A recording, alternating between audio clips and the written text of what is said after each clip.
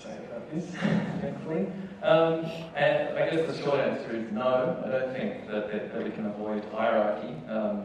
In terms of, I mentioned earlier that I've been involved in the Marsden project with Richard, and my contribution to it has been to think about connections between realist political theory and pacifism, and whether there's any fruitful points where these things might intersect or be reconciled in a useful way. One of the reasons why I'm compelled by realist thought, and one of the reasons why I think it's often unfairly dismissed, people groan and say, realism, it's holding us back, and all these kinds of things. One of the more compelling elements of it, I think, is its continual focus on who decides, where are decisions made. And this is often, I think, mistaken, or leads into people mistakenly judging realist political theory, whether it comes from Hobbes or from Schmitt, despite his reprehensible personal political life in Nazi Germany. I think the challenge that he made very clear was that we cannot ignore the location at which decisions are taken, that this is vital for understanding any political community.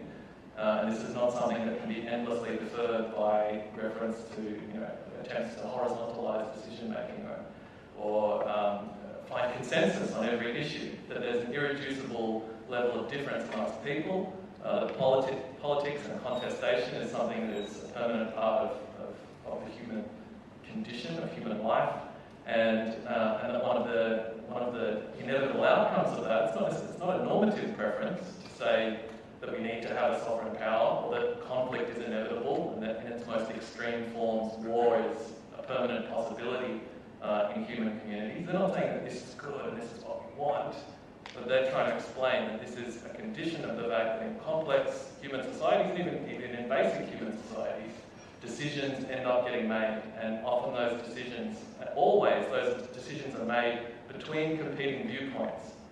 Post-structuralists like Derrida might weigh in here and say that those competing viewpoints are equally groundless. Drawing on Kierkegaard, saying that the moment of decision is a madness. The political contestation can't necessarily, no one can anchor their views in any permanent grounded truth that's right for all people at all times. So we end up in a situation where we have political organisations and institutions that have a hierarchical structure that might go through local government, might go through courts, police, and so on.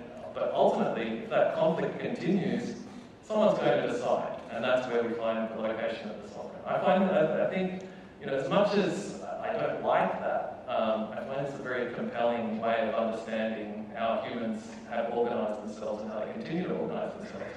And I think, we mentioned Catalonia, and there's a lot of people feel frustrated by the way in which the Spanish government reacted to the developments in Catalonia over recent months.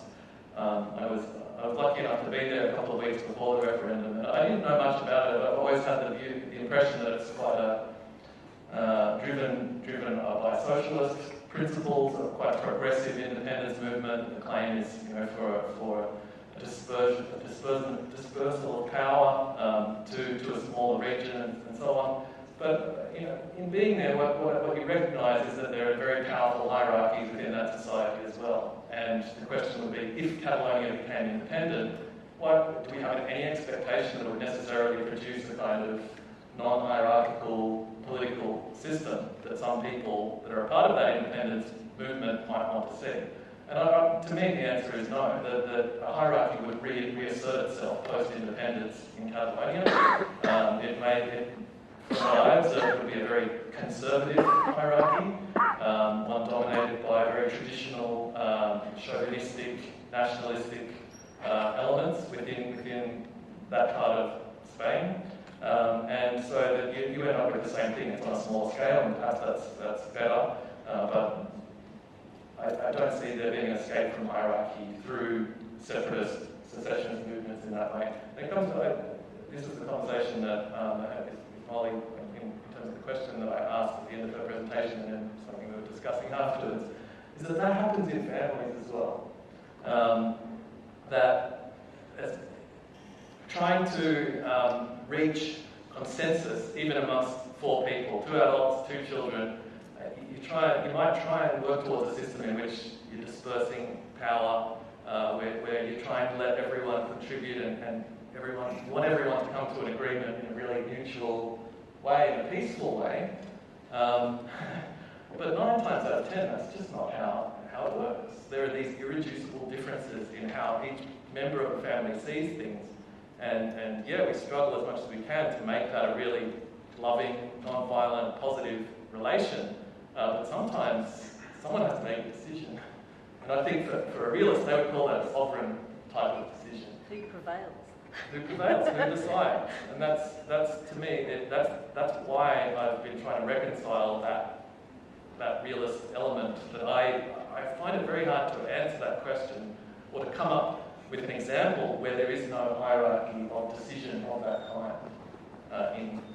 I know you've been working on anarchism, and perhaps you're a better place to answer some of these questions. But yeah, that's.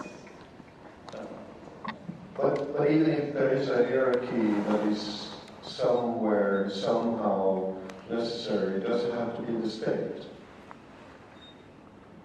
No, I mean, it doesn't have to be the state as it is in its current form. I think we have a specific historical form of the state now that doesn't even really universally encompass all people. There are no doubt people who still live detached from formally recognised states with flags who are members of the United Nations and so on. And I don't think that that's a historical truth for all time.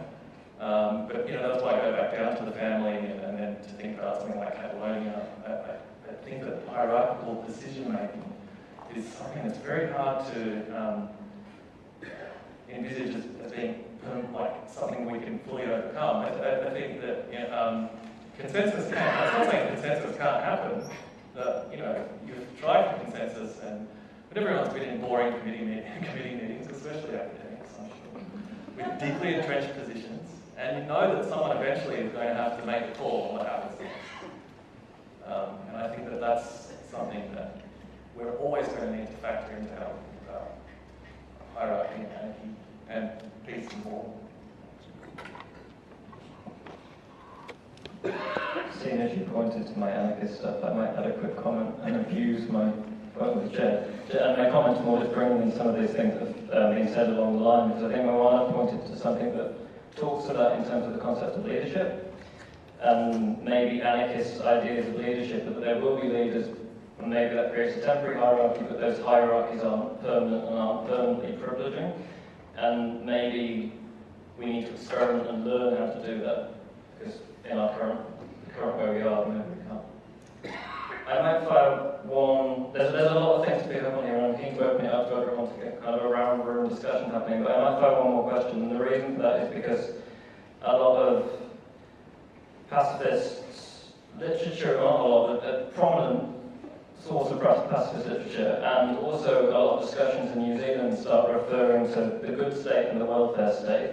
And in our last election, there was a lot of discussion on the left referring to the success of the economies in Sweden and Norway and Denmark. And the question being posed a few times that maybe we just need to copy these states and then we'll have a non-violent state.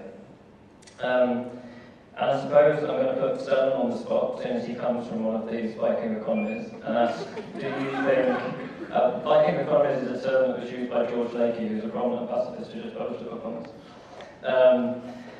and ask if you think the welfare state can be a solution to the violence of the state.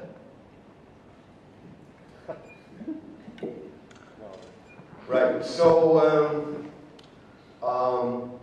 first we have to think about why is the kind of welfare state that grew up in Scandinavia and Western Europe, how was it possible? And I would say that there are two reasons. One is structural, connected to the economic system. It was in Sweden, like in any other place, the state was historically a brutal authoritarian organization. But when Sweden became part of the core economy, it became possible to be a welfare state. So that's part of the world economic system, that the core economy needs educated workers. So there was a need from the industry to have educated workers and a stable piece of the labor market. But the other reason, equally important, was that there was a very strong popular mobilization of movements that demanded civil, economic, democratic rights. So Sweden actually, I don't know if you know this, but Sweden had the highest strike frequency in whole Europe 100 years ago. So there was a strong workers' movement, and there was a strong women's movement, a strong peace movement, and all that made the state to be tamed, reformed into a welfare state, all right? So yeah, the welfare state is much better form of state than the authoritarian, brutal state. It's a much better state than the neoliberal state, much better than the fascist state, absolutely. However, the welfare state is possible through redistribution from the profits from the capitalist system, right? So it's still something which is integrated into a brutal world capitalist colonial system. And in that way, it's dividing workers in the world from protecting their work in the states like in Sweden against the interests of workers in low-paid jobs in the third world. So no, I don't think the welfare state is a solution at all. It's a way to stabilize an unjust apartheid system that we live in the world. And having said all this, I think also then it's important to understand that there's a lot of rumors about that the welfare state of Sweden is a progressive, democratic, peace-loving place, but it's not. Per capita, we are exporting most weapons in the world. And since the 1990s, there's been a hard work, particularly by the Social Democrats, to dismantle the welfare state, to become a neoliberal state, where the United States and the United Kingdom is a model. Right, so it's an untenable historical compromise that happened in a particular time for structural reasons. So we need to look beyond the state. We have to see that the state is an integrated part of the world capitalist colonial system.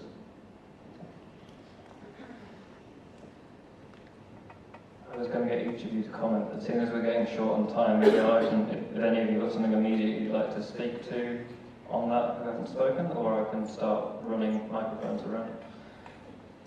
Another Swedish opinion. opinion. Okay, I might take 3 questions at a time, so I'll start over here and start running the microphone.